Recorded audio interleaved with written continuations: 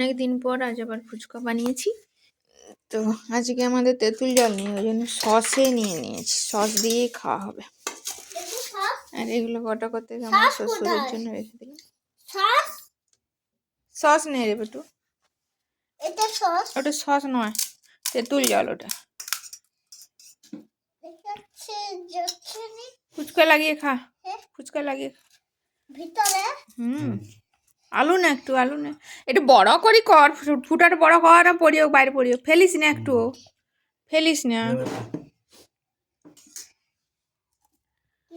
খাও কামড়ে পারি যাবে।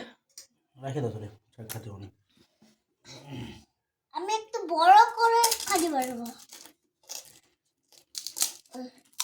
নষ্ট করিস না, ছাড়, আমি খাই, তোর সাথে বিক করে আমার লাভ নেই।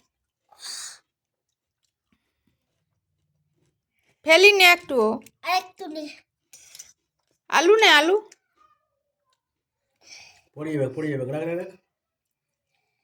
আলু না, আলু আলু নিচ্ছি।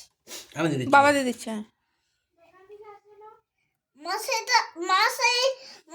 এইটা আমার দাদুকে দিব। দাদুর জন্য রাখা আছে, দোকান দিকে আছে দেখ। আমি এগুলো রাখি ওখানে। আরে দাদু সস খায় না।